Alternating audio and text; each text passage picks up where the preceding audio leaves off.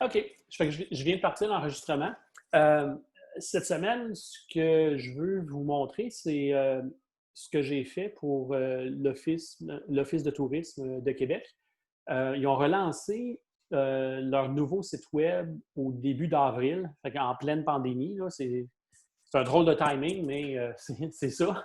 Fait qu'ils ont relancé le site web, puis un des éléments qu'il y avait, c'était de voir, de faire un suivi de la performance du site web idéalement, en utilisant PageSpeed Insight. Euh, le désavantage de PageSpeed Insight, c'est que si je vais sur le site de l'Office, supposons que je prends la page d'accueil, je vais dans PageSpeed Insight. Euh, oh, là, il faut que je désactive. Attends un petit peu. C'est parce que j'utilise Brave, puis généralement, j'ai tout le temps ce problème-là.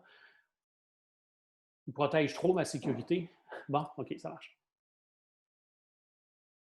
Fait que là, PageSpeed Insight, il va me donner un score qui est vraiment très intéressant. Là, je ne sais pas si tout le monde utilise ça, mais là, je suis allé chercher juste une page. Puis, ça me dit qu'il y a un score de 87 qui se trouve être dans le jaune. Euh, En passant, c'est très, très dur, très difficile, à moins d'avoir un site super simple. C'est quand même difficile d'avoir des très bons scores. Puis, il me donne un paquet de métriques. Les deux plus importantes, c'est le First Contentful Paint puis le First Input Delay. Euh, le First Contentful Paint, en fait, si on regarde ça, le First Contentful Paint, c'est le moment où le premier texte ou la première image va être disponible, va être visible. Puis le First Input Delay, il n'est pas marqué ici, mais le first input delay, c'est quand vraiment la personne peut interagir avec le contenu. Puis là, vraiment récemment, le PageSpeed a eu un update, puis il y a des nouvelles métriques aussi qui sont disponibles. Là. Mais disons, pour simplifier, là, c'était les deux principales qu'on voulait monitorer.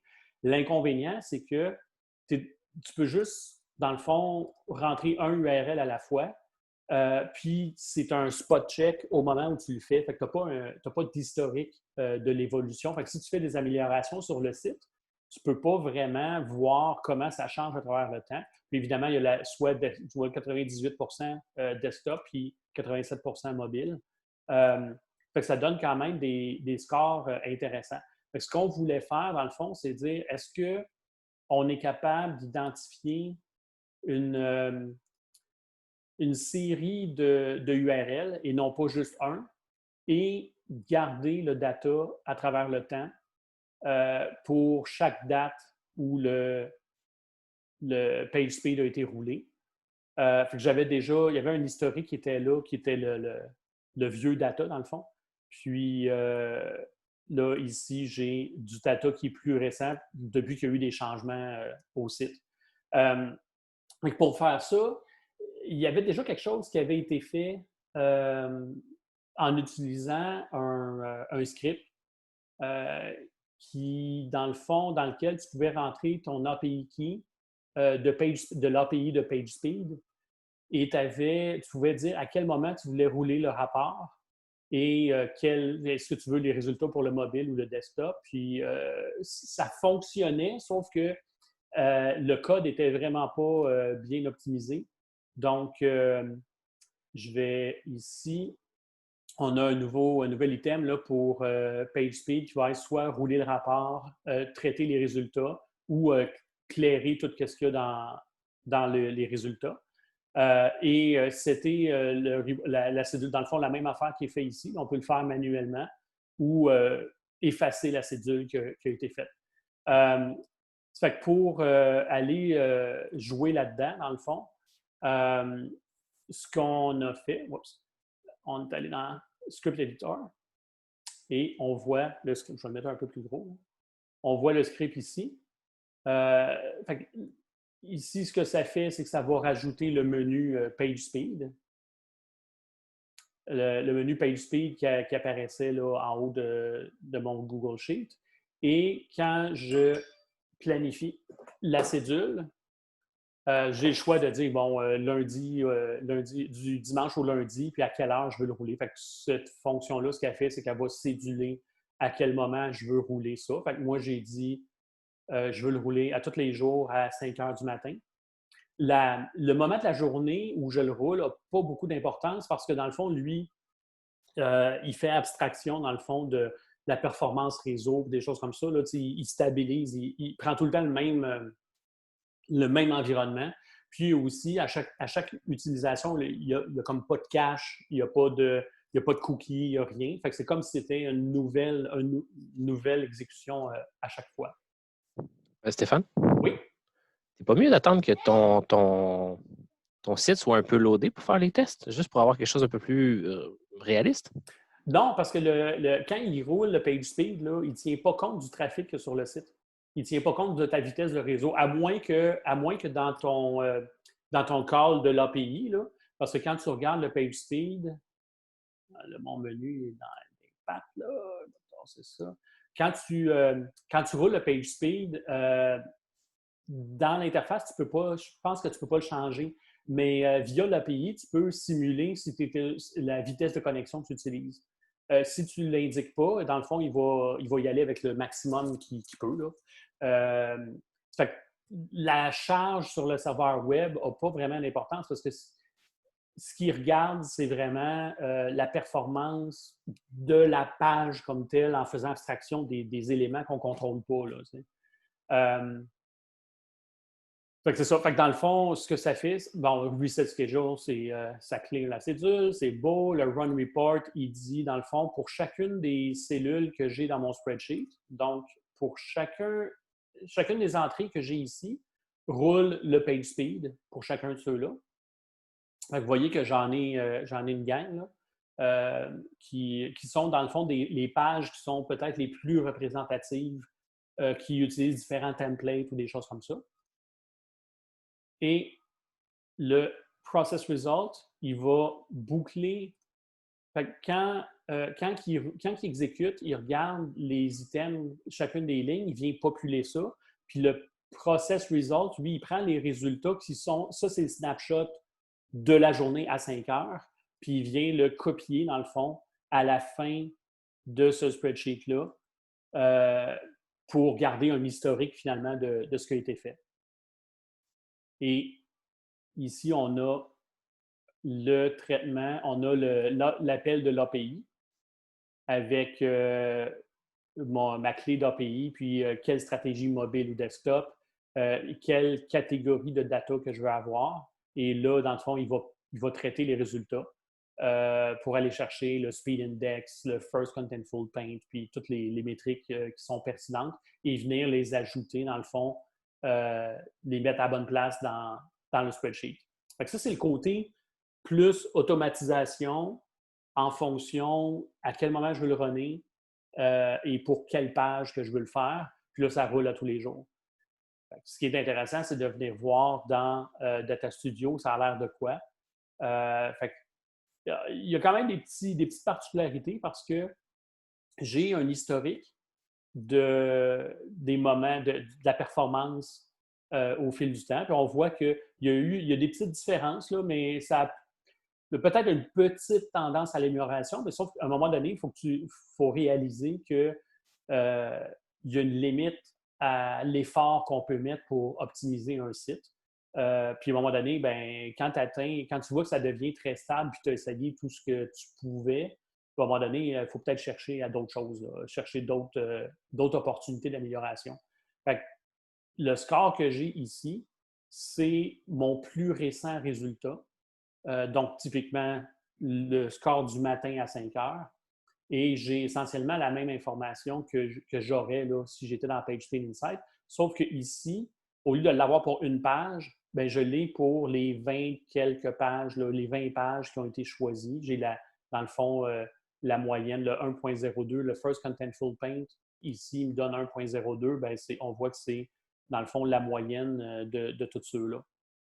De toutes ces pages-là, et ainsi de suite pour les autres. Mais j'ai quand même le score là, pour chacune des pages individuelles. Et on voulait avoir un historique pour voir au fil du temps là, comment on pouvait s'améliorer. Et Je vais juste vérifier. Non, c'est ça, j'ai barré. Là, il y a comme un petit glitch ici, là, mais j'ai barré pour pas qu'on puisse changer les dates là, parce que je veux tout le temps montrer le plus récent ici, puis dans le tableau, et tout le temps montrer l'historique à partir d'une date précise ici. Petite chose que j'ai utilisée au niveau de la conception, j'utilise les optional metrics. Fait qu'on peut décider qu'est-ce qu'on veut voir ou pas dans notre graphique. J'aurais pu faire la même chose sur le tableau aussi. J'ai peut-être trouvé un petit glitch là, au niveau du tableau. C'est quand je mettais des optional metrics, à un moment donné, il était comme tout tassé à gauche. Il n'était plus aligné en colonne. Puis, j'ai comme pas été capable de le replacer par la suite. C'est que j'ai tout simplement enlevé les optional metrics. J'ai l'impression que c'est un petit bug qu'il y a de ce côté-là. Ici aussi, j'ai utilisé un petit truc. Normalement, en fait, je vois qu'il y a là aussi il y a un petit problème ici. C'est que quand on regarde le résultat de PageSpeed Insight, ici, on a, lui, là, 87%, fait qu'on a une espèce de. C'est comme si c'était un genre de pie chart, mais un peu plus stylisé. Puis on a le gap ici là, qui représenterait le restant du 100%. Fait que c'est ce que j'ai voulu recréer ici. Puis là, je ne sais pas pourquoi, la loi de Murphy, là, il ne fonctionne plus pour celui-là. Mais normalement, ce qu'on devrait voir, là, ce serait juste le 87% devrait arrêter, pareil comme dans le PageSpeed. Je vais avoir une petite correction à faire de ce côté-là. Mais il n'y a pas de. Je dirais, il y a des éléments qui sont un petit peu plus techniques là, parce qu'il y a un app script là, dans le spreadsheet. Je pourrais toujours le rendre disponible. En fait, je me suis basé sur un script qui existait déjà, là, mais que j'ai pas mal réécrit, qui avait été créé ici là, par cette personne-là. Fait que je l'ai comme réécrit puis optimisé là, parce que ça ne l'était vraiment pas. Et puis ensuite, ben, c'est la conception du tableau de bord comme tel. Il y a des petits trucs aussi pour pouvoir faire ce genre de choses-là, là, puis que ça reste, les proportions restent correctes. Là. Il y a des petits trucs de ce côté-là aussi pour garder les bonnes proportions. Fait que j'ai une coupe de calculated metrics. Je vais aller vous montrer ça.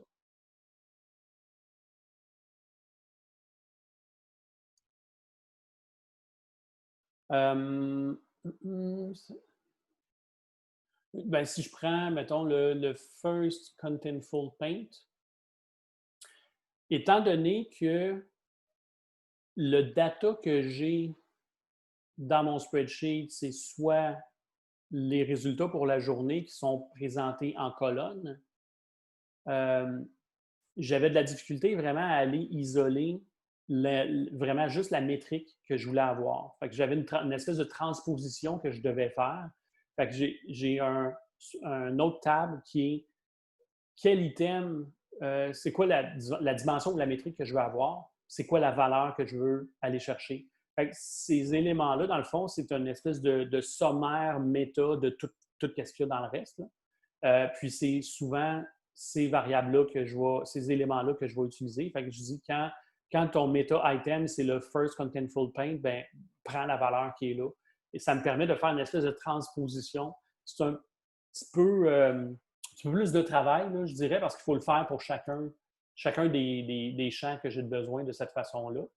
Et le performance score pour la partie pie, ce que je fais, c'est je dis quand le meta-item, c'est le performance score, à ce moment-là, je veux avoir le score lui-même. Si je reviens dans mon spreadsheet, là, vous allez voir que j'ai le performance score ici et j'ai le performance score restant qui est, dans le fond, 100 moins la valeur de ça. Fait que si je fais la somme des deux, ça fait 100%. Fait que normalement, là, dans mon spreadsheet, je devrais, ici, je devrais être capable d'avoir le performance score juste pour les bonnes valeurs. Je le corrigerai après. Si je reviens à mes calculated metrics, quelles autres qui sont intéressantes?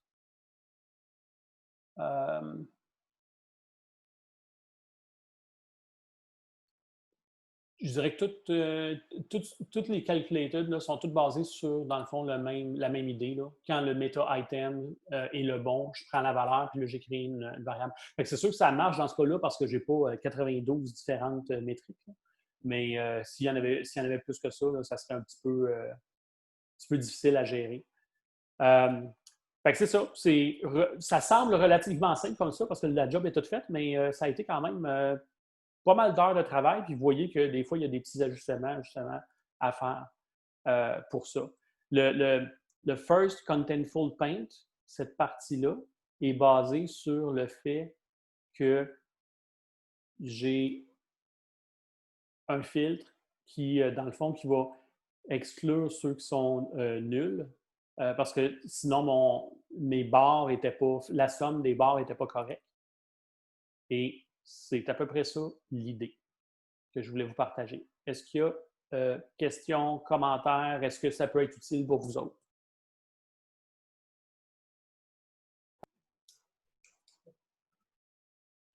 C'est bon. Je vais arrêter l'enregistrement. Puis, on peut faire comme les autres semaines. Dans le fond, on continue notre discussion sur tout ce qu'on veut. C'est bon? C'est bon. Merci, Stéphane. Parfait. Ça me fait plaisir. Mais j'avais une question, excuse-moi.